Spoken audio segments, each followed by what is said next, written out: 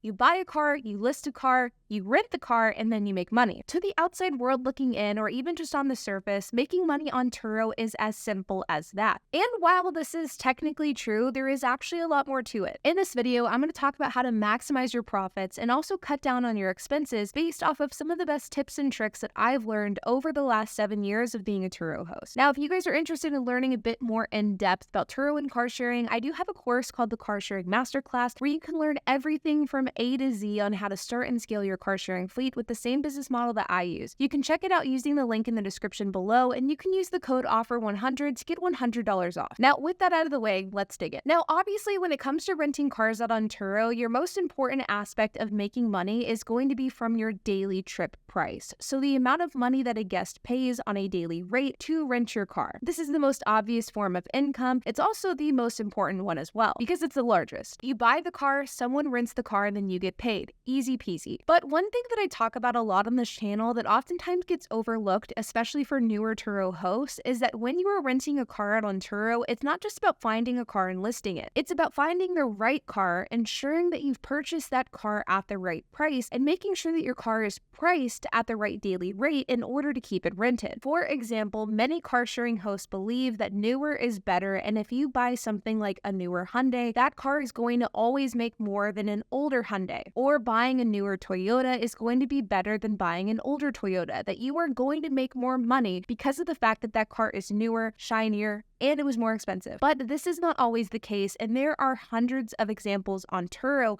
of cars that are older and they are renting for roughly the same daily rate as newer, much more expensive vehicles. I've talked about this a lot in my videos. I've even made standalone videos about this specific topic, so I'm not going to go into super in-depth detail in this video, but it is incredibly important for you to understand not only what type of car you want to buy and how much a below market value price is for that car, but it's also important for you to do your due diligence on that vehicle and how it rents on Turo. How much is that car getting rented for a daily rate? And does that daily rate make sense in comparison to what you are purchasing that vehicle for? More expensive, newer vehicles can equate to higher profit, higher daily rate, and more money into your pocket. But this is certainly not the case with all vehicles, and I have found that in particular, this is oftentimes not true when it comes to economical cars. Sure, if you rent out something like a 2023 Lincoln Navigator, that car is going to make more than a 2015 Kia. But if you buy a 2024 Kia, that car may actually not make more than a 2015 Kia. So it's important to compare and really do research on the types of cars that you're wanting to buy, how much they cost, and how much they rent for. These should all be viewed in conjunction with one another because they all play a role in how you're going to succeed with Turo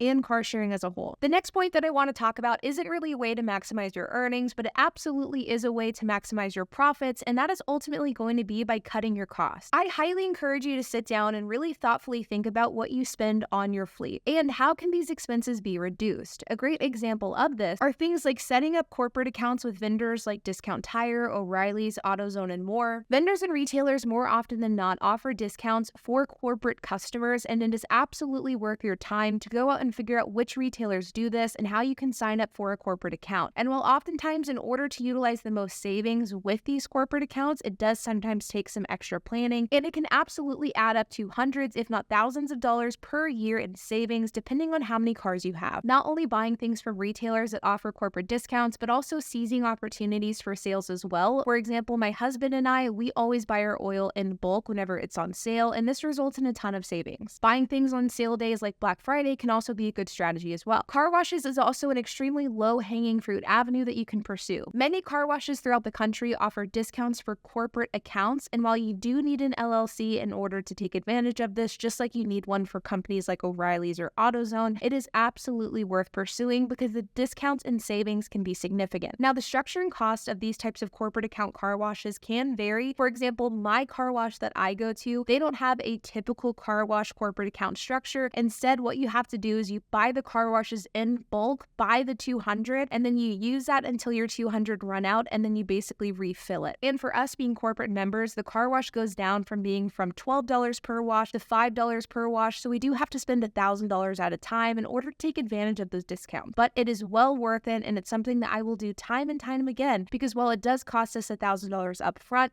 It saves us a ton of money in the long run. This type of corporate account structure may not be super viable for a host who just has a couple of cars or for someone who's just starting out, but you should definitely pursue this option with your local car washes because I'd be willing to bet that they have something. Next is keep track of everything. If you are not tracking your expenses, you absolutely should, and if you are not requesting reimbursement for everything, you really need to be doing that as well. One thing I always tell people is that it's a good idea to have a black and white policy for reimbursements. That way you don't have to think about whether or not you should request reimbursements for various things because you know that you always should. A perfect example of this is things like tolls. Tolls are very, very small on a per toll basis, maybe 10 cents to $1 per toll, but depending on how large your fleet is and where you're located in the country, these toll charges can add up extremely quickly. For my fleet, we spend over $1,500 per month on toll charges, so if we didn't request reimbursement for even the smallest toll charge, that would absolutely add up and it would end up costing us hundreds, if not thousands of dollars per year. Having a black and white policy in our minds of saying we are always going to request reimbursement for tolls, no matter how small, it makes it really easy for us to navigate this, and it takes away some of that mental load. And at the end of the day, it also makes us more money as well. The same goes for expenses. Part of making money comes down to tracking money, and you should be tracking your funds as a fleet owner. And lastly is damage claims. This may seem like a no-brainer for people who've seen this channel before or for people who are experienced in the automotive industry, but for many people it's not, and that is if your car is damaged or if it needs repairs, you should not be taking that car to a dealership. Like ever. I speak with a lot of newer hosts who get their cars damaged and they go to the dealer to get it fixed, and they're oftentimes shocked by the cost. Unless you're just okay with spending a premium to go to the dealership, there is truthfully no reason to get maintenance or repairs done at the dealership. The dealer is never going to give you the best price, and oftentimes not only can you find cheaper prices elsewhere, but you can also find great work as well. And the truth is, having a shop that is fair in their pricing but also does good work and communicates well, this can be hard to find. So I would encourage you to start researching shops and building relationships before you actually need to tap into that resource. Now, the truth is, when it comes to making money on Turo, I can attribute my success to a few core components. One is I buy my cars at the right price, and I make sure that they're renting as often as they can be by keeping my calendar open and my prices competitive. Secondly is I buy my parts and supplies strategically, whether it's through corporate accounts or when it's on sale, and my team does most of our maintenance and repairs in-house. Thirdly, I have a system in place for tracking and claiming reimbursements, and also have a process for tracking my own spending so that I know what I had to cut back on and when. And lastly, my husband HP has done an excellent job at building relationships with shops to ensure that we can take our car to a shop and have repairs and maintenance done in a cost-effective way when needed. Truthfully, I think that if you can get these 4 key components down to a Turo fleet, you can no doubt have a super successful fleet yourself, and you can be maximizing your earnings and keeping as much money as possible in your own pocket. Like always, you guys, I hope that you enjoyed this video.